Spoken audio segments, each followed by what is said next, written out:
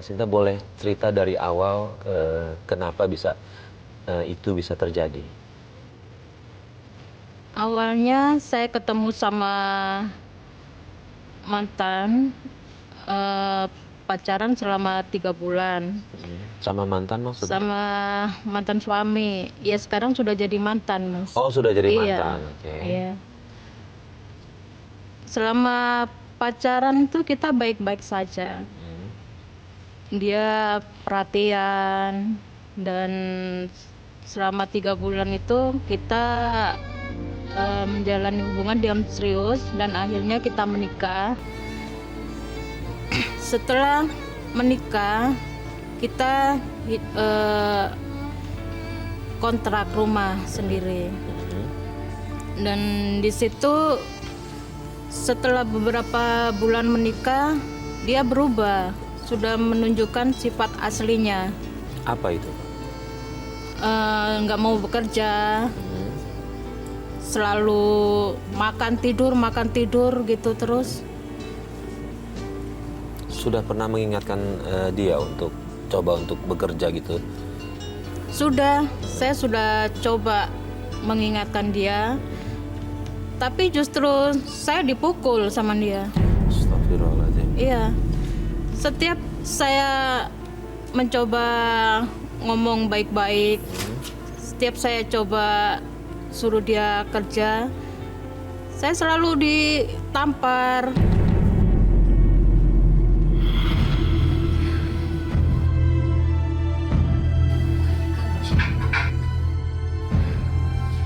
Pak, bangun, Pak. Pak, udah siang, Pak. Ntar aja sih.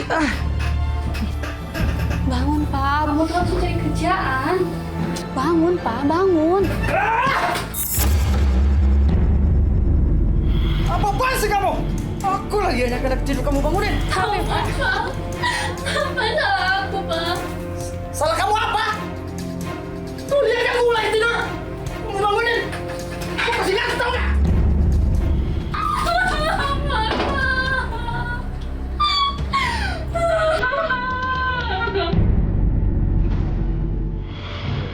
Gini Mas Sinta, selama dia tidak bekerja, sehari-harinya pakai apa? Kayak uang apa? Dari mana?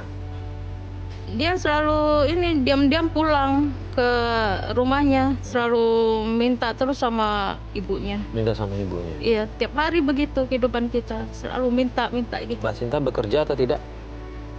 Saya sudah nggak kerja, Mas. Sudah nggak kerja? Iya. Oke, Pak Ustadz, ini Pak Ustadz gimana Pak Ustadz? Ada dua nih, satu suaminya yang sekarang sudah mantan, tidak mau memberi nafkah, dalam arti kata malas bekerja, hanya minta terus sama orang tua, lalu kemudian dia memperlakukan kasar sama istri. Ya, bismillahirrahmanirrahim.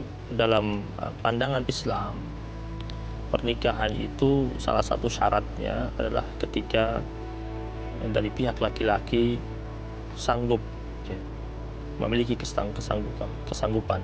Makanya ketika dalam hadis Nabi dikatakan man istata'a minkumul ba'a, siapa di antara kalian yang sudah sanggup dalam hal materi, maka dianjurkan oleh Rasulullah SAW untuk menikah. Dan dalam pandangan Islam,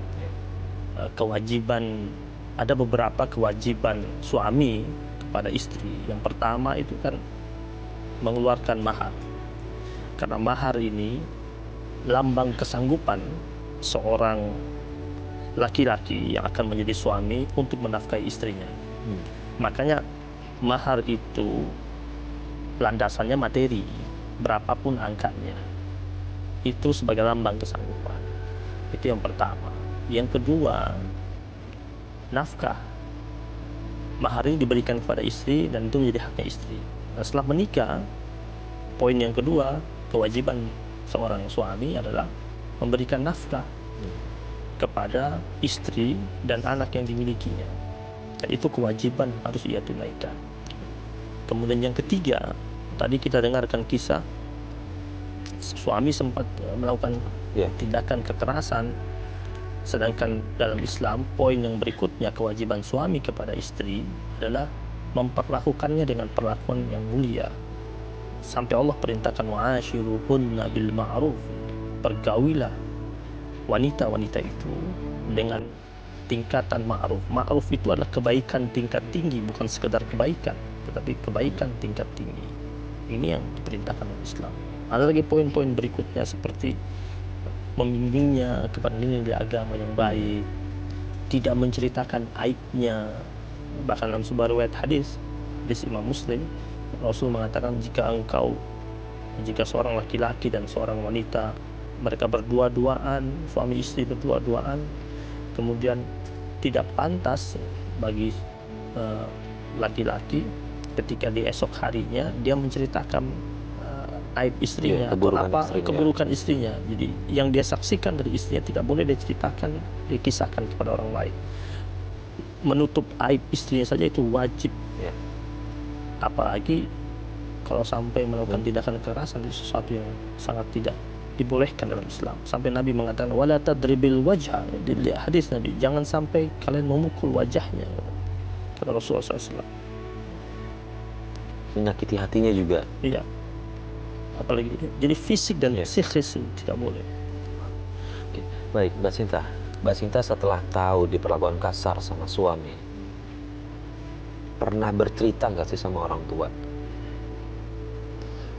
Belum pernah, Mas, karena pernikahan saya sama suami itu sebenarnya tidak diketahui dan nggak direstui sama orang tua saya. Kenapa nggak direstui? Karena saya beralih agama. Maksudnya, mohon maaf, suami Mbak saat itu beda agama sama Mbak? Iya, beda keyakinan kita, Mas. Terus kemudian? Saya pertama dari Muslim, pindah ke Kristen. Dan dari situ keluarga nggak ada yang setuju dengan pernikahan kami. Ya mungkin dari situ akhirnya kita menikah diam-diam. Ya. Dan keluarga saya udah membuang saya. Kalau saya menikah sama dia, mereka sudah nggak menganggap saya sebagai anaknya sendiri, anaknya lagi gitu kan. Mungkin dari situ karena pernikahan tidak direstui, jadi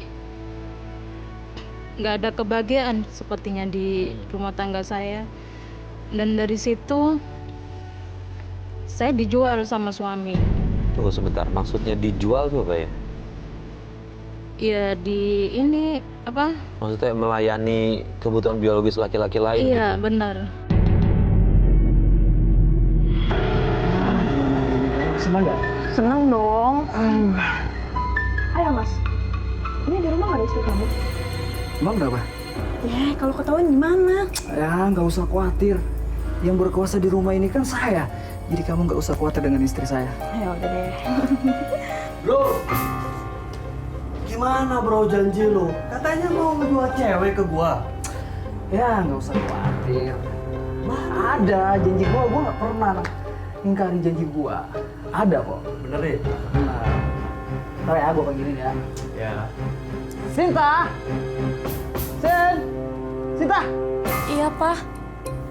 Oh, dia siapa, Pak? Kamu mau tahu? Dia ini calon istri aku. Calon istri? Kan aku istri sah kamu, Dia Pak. istri kedua. Maksud kamu apa sih? Kenapa kamu keberatan? Bro, ini yang lo mau jual ke gua. Jual? Oke juga nih. Gua nggak salah kan? Aku ini lagi hamil, Pak. Kenapa kamu jual aku ke mereka? Bodoh amat. Istri juga harus ngasilin biar gua tambah banyak duit. Dasar laki-laki bejat, aku nggak mau, Pak. Bisa.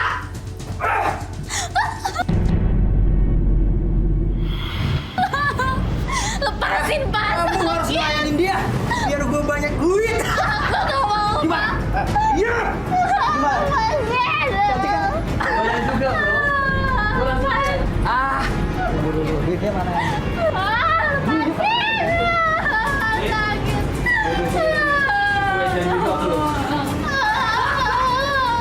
Udah nih. Aku nggak mau, Pak. Udah.